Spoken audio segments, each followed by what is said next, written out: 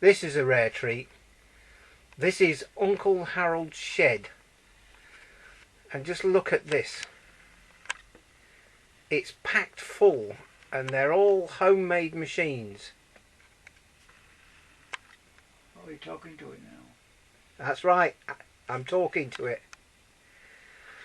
Yeah, and what we've come to see is his homemade power hacksaw. But just this view here of an old-fashioned workshop, absolutely packed out with this, that and the other.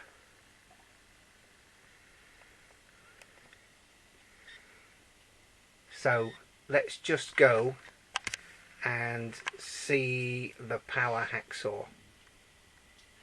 So here we go, Kansas storage units.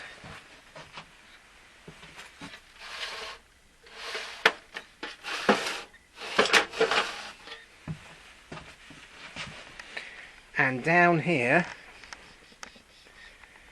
is the power hacksaw.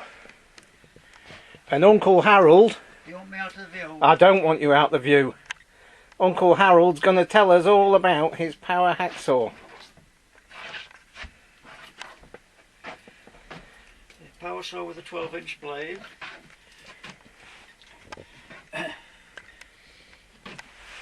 A lift out of the way saw, so there's easy access for lining up the job. Back down again. And if it's plugged in, shall I plug it in? Oh yes please.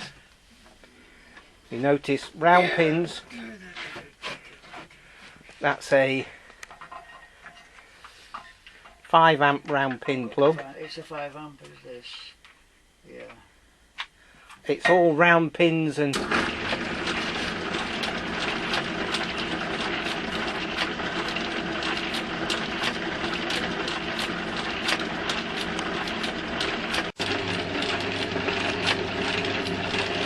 there's the belt from the motor through an open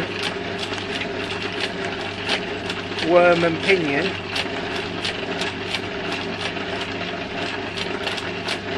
through to the crank, and there we go, and there's the counterweight. And then Uncle Harold is going to tell us about his homemade vise. You want to see the vise? Just the vise please. Do you want this up? Yes, please.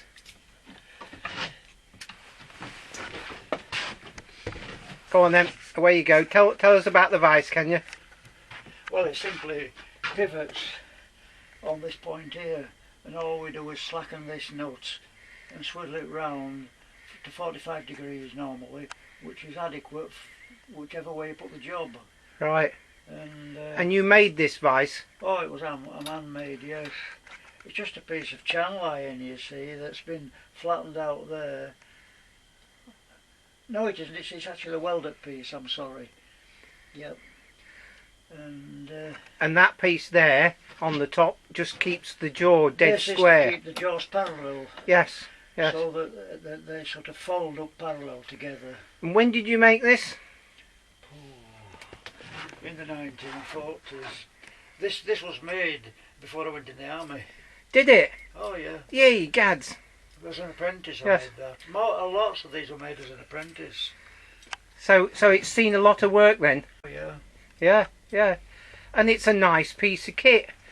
I like those exposed worm and pinion. Those what exposed? The exposed worm and pinion. Oh yeah. Yeah. You can see it working, can't you? Yeah. Oh yes. Yes. Yes. Yeah, these are automotive vehicles, these gears, you know. Are they? Oh yeah. What would that be, out of a steering box or something? Something like that, yes. I can't tell you exactly what, but they're just things that have been salvaged. Yes. And kept available for Right. the job. Right, yes. Excellent. And look, it looks like behind you, over there, there's a shaper. That's the shaper, yeah. Is that homemade as Get well? to it, are you all right? I can get to it, yeah. Yeah. That's the shaper. Right. Just homemade? Homemade with a traversing system to work the work across the toolbox. Yes. And So it's auto travis then? Yep. Yes. And what's next I think up? I showed you last time how it traverses, didn't I? You did. You Yeah. did. And so all you do is set it going, and it just every cut it just moves it a stage further. Yes. So it's yeah, and your homemade lathe as well. All that this was made on parts of an old one. I just had the bed, and everything else has been made. Right. And that was an all geared headstock when I first made it, but the gears were rough cut and it made so much noise I changed it. How do you mean rough cut? Well, they're done by hacksaw and file. The gears. Were they? Yeah. Is that what they used to do? Yeah.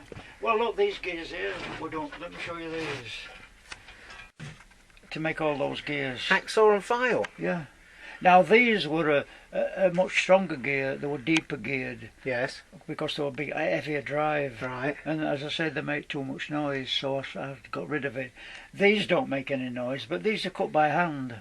So you just mark them out and Yeah. and hacksaw them out, Yeah, and then file.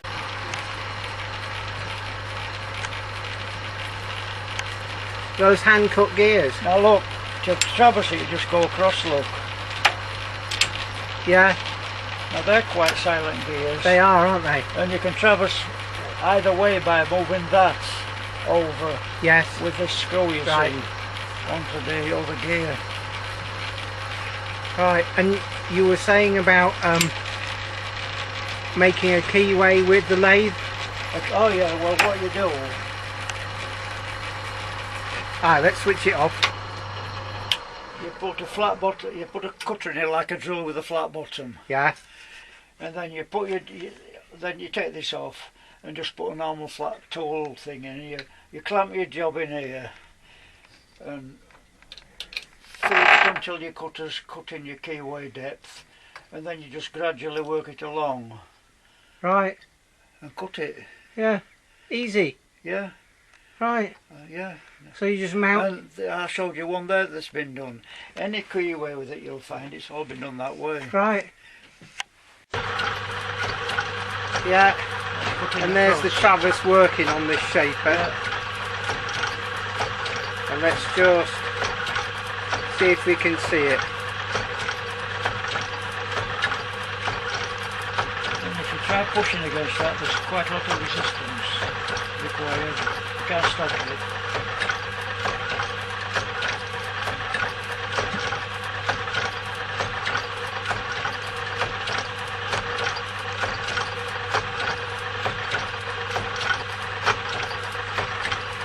Lovely job.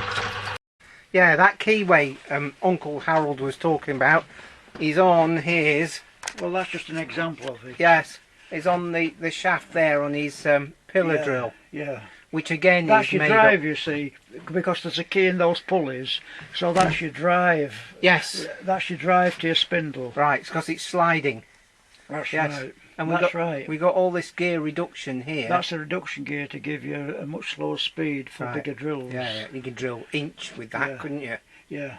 I think I'm going to have to move the camera away to get the full glory of this homemade pillar drill. And what I've got is adapters there which actually go for a bigger drill than can get into there. Yes. So you can drill bigger holes. Right. Is that a Morse taper in there then? Morse taper, yes. What, number 2 or number 3? Or... I can't tell you what number it is. We forget, don't we? You know, I've lost track of those things. Yes.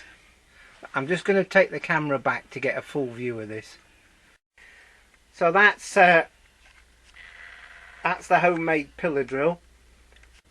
And then of course this gives you a hand feed, Yeah. which I never use really, but it's there. Well, you get an Which means even with a very drilling. big drill, you could just keep giving it a little bit of weight Right. instead of having to hold on the hand Yes. all the time. Yes.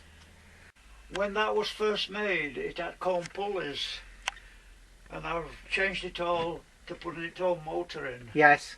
But it had comb pulleys which worked to a countershaft down below, which had to be driven by another motor, of Right. course. And now you've got the motor up And there. I changed it all up to the modern system. Right.